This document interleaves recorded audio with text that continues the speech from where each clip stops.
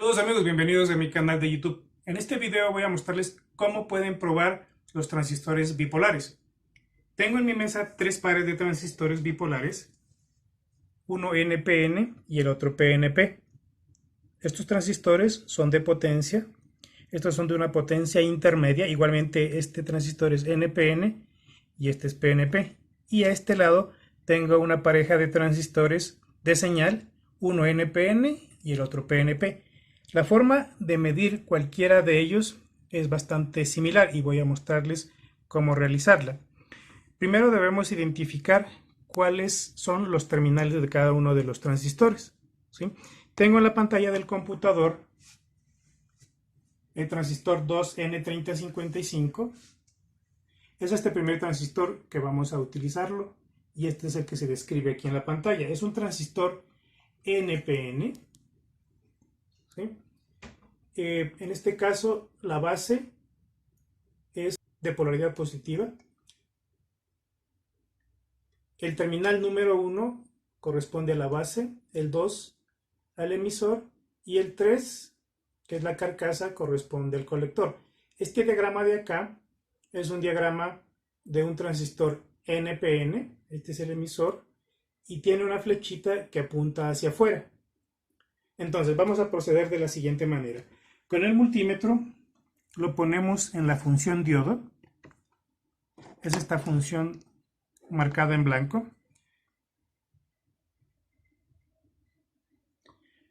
Se debe coger el terminal positivo en este caso, que corresponde al terminal del medio, la polaridad positiva del transistor, y se lo pone en la base de la siguiente manera. Entonces voy a mostrarles. En este caso la base es este terminal de aquí, este de acá. Y con el terminal negativo vamos a medir en los otros dos terminales, en el emisor y en el colector, de la siguiente manera. Realizamos la medida en el emisor y anotamos ese valor, 691 milivoltios. El colector debería marcar un valor similar, pero ligeramente menor, ¿sí? Si tenemos una lectura en que pite, digamos así, ¿sí?, significa que la juntura que uno está probando está en cortocircuito. Ahora vamos a probar el transistor MJ2955. Es un transistor PNP de potencia y voy a mostrarlo aquí en pantalla. Aquí lo tenemos. Tiene una configuración como se muestra en este diagrama. El terminal 1 es la base, el terminal 2 es el emisor y el terminal 3, que corresponde a la carcasa, es el colector. En este caso el transistor es PNP y la base es de polaridad negativa. Entonces vamos a poner en la base la punta de prueba negativa y medimos en los otros dos de la siguiente manera. En este caso, este es el transistor MJ2955 PNP. Entonces cogemos el terminal negativo y lo ponemos en la base. En este caso es este de acá. Vamos a medir el emisor. Como ustedes recordarán de las mediciones de diodos, en este caso son estos transistores de silicio y la juntura debe marcar entre 500, 800, 900 milivoltios. En este caso tenemos 796 milivoltios de la base al emisor. El colector nos debe marcar un poco menos, 794 milivoltios. Y nuevamente insisto, si nos llega a marcar algún tipo de valor muy bajo y que nos pite el multímetro, significa que esa juntura se encuentra en cortocircuito y el transistor debe ser reemplazado por completo. Aquí tengo dos pares de transistores. De la misma manera vamos a proceder a realizar la medición. Este primer transistor es un NPN, es el TIP 31, ¿sí? Y como se dan cuenta, de este lado tenemos la base. Entonces en la base, al ser un transistor NPN, vamos a poner el terminal positivo. Es un transistor NPN, les insisto. Entonces medimos el colector, a ver, aquí, y anotamos la lectura a 808. Al ser el colector, el del medio, quiere decir que la otra medida debe ser ligeramente mayor. y está bien. Ahora vamos a medir el transistor PNP. ¿Sí? Entonces, en este caso, al ser PNP, tenemos que poner la punta negativa en la base y medimos el colector. 806 milivoltios. Ahora, el emisor debería medir ligeramente más que 806. 809. Es suficiente para saber que el transistor tiene en este lado la base, en medio el colector y luego el emisor.